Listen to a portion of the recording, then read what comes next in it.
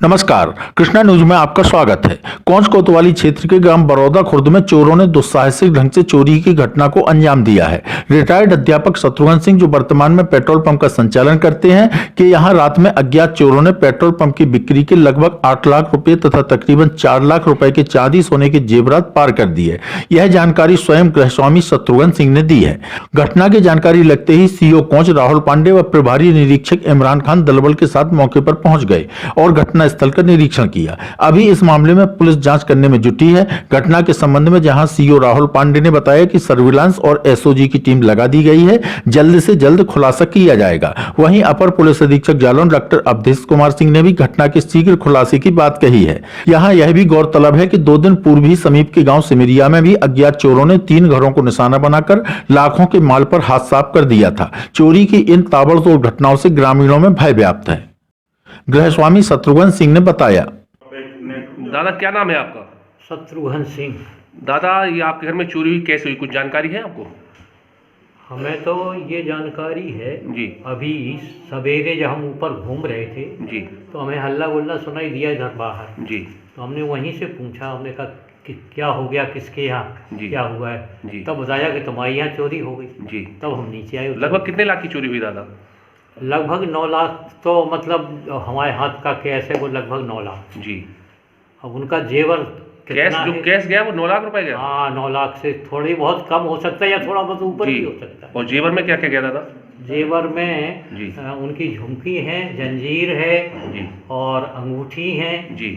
और जो कुछ हो वो उन्हें जानकारी जब आपको जानकारी हुई तो आपने इस संदर्भ में किसी को, प्रशासन को सूचना दी है कि हाँ, चोरी की कोई सूचना आपने प्रशासन को, पुलिस को? सूचना तो हाँ, पुलिस को हमने दी। इन लोगों ने की होगी। तो मौके पे आई है पुलिस वगैरह? हाँ, आई। ठीक। घटना के संबंध में क्षेत्राधिकारी कोंच राहुल पांडे ने जानकारी दी।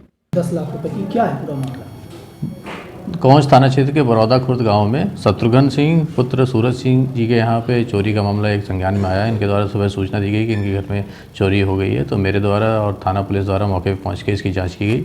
सर्विलांस की और एसओजी की टीम भी बुला के वहाँ पर कार्रवाई की जा रही है और जल्द ही घटना का खुलासा अनावरण किया जाएगा। सर, पिछले दिनों भी कई चोरियां हुई हैं, अभी तक उनका खुलासा नहीं पाया, तो किस तरीके से पुलिस प्रयास कर रही है? पिछले दिनों जो घटनाएं हुई हैं उनके अभियोग पंजीकृत करके उनकी विवेचना की जा रही है और एसओजी और सर्विलांस की टीम द्वारा उसमें जांच की जा रही है और जल्द से शीघ्र घटनाओं का अनावरण किया जाएगा। अपर पुलिस अधीक्षक जालौन डॉक्टर अवधेश कुमार सिंह ने घटना के संबंध में बताया। कोंच थाना क्षेत्र में एक बरौदा खुर्द गांव है, वहां पर एक शत्रुघ्न सिंह करीब 85 वर्ष के वृद्ध हैं। उन्होंने सूचना दिया कि उनके घर में चोरी हो गई है। मौके पर थाना प्रभारी कोंच और क्षेत्राधिकारी कोंच गए थे। तहरीर उनकी प्राप्त हो गई है, उस पर अभियोग पंजीकृत कर लिया गया है। अपनी स्वाट सर्विलांस की भी टीम उस पर लगाई गई है। शीघ्र घटना का अनावरण कर लिया जाएगा। सर, पिछले दिन भी सर कोंच क्षेत्र के गांव में 3 घरों में चोरी हुई थी, उसका भी अभी तक? हाँ, उसमें भी अभियोग पंजीकृत कर लिया गया और सभी का शीघ्र अनावरण कर लिया जाएगा। उस पर बड़े गंभीरता से टीमों को लगाया गया है। सर, कितनी बड़ी चोरी है? इन्होंने तहरीर में दिया है कि इनके पास नकद 8,35,000 रुपये था और वो चोरी गया है, कुछ जेवर भी चोरी गए। गृहस्वामी के परिजन सुरेंद्र पाल सिंह ने घटना के संबंध में विस्तृत जानकारी दी। जी भाई साहब, क्या नाम है आपका? मैं सुरेंद्र पाल सिंह हूँ। मेरे ये बड़े भाई हैं जहाँ पे आज चोरी हुई है।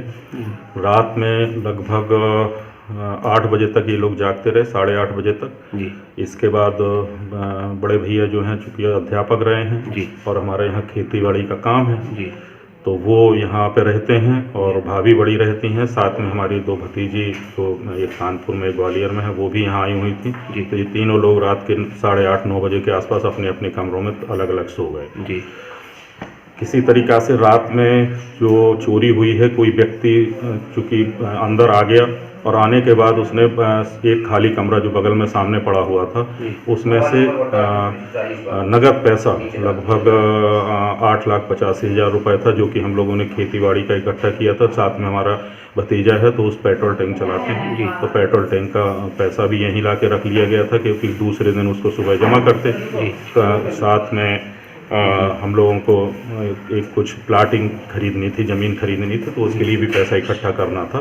तो धीरे धीरे पैसा इकट्ठा कर रहे थे। तो और 8,85,000 रुपये, साथ में सोने का कुछ सामान था, जिसमें सोने की जंजीर, अंगूठी 2 कुछ पुराना सोना था जो दादा के समय का था, तो वो सारा एक दूसरे स्टोर रूम था उसमें रखा हुआ था। तो वहाँ से इन लोगों ने किसी तरीक़ा से रैकी करके और वो सारा सामान लगभग कितने की चोरी होगी, मतलब कैश मिला के और आप कीमती सामान मिला के लगभग कितने का आपका नुकसान हुआ? लगभग मान के चलिए 10 लाख का 10 लाख। तो मौके पे किसी आपने प्रशासन को सूचना दी?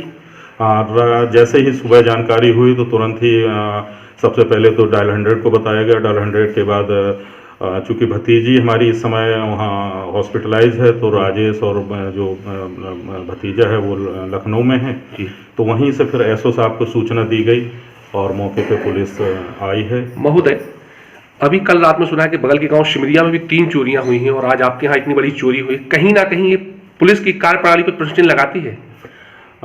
निश्चित तौर पे ये कह सकते हैं, क्योंकि लगातार चोरियां बढ़ रही हैं और हमारे पड़ोसी गांव जो 1 किलोमीटर दूर है वहाँ पे इस तरीक़ा की चोरियां हुई हैं। और वहाँ तो जो चोर हैं वो छोटा छोटा सामान तक लेके गए हैं। मंदिर से उनके घर में एक मंदिर स्थापित था तो मूर्ति उठा के ले गए, बहुत छोटा छोटा सामान ले गए हैं और ये लगातार चोरियां बढ़ रही हैं।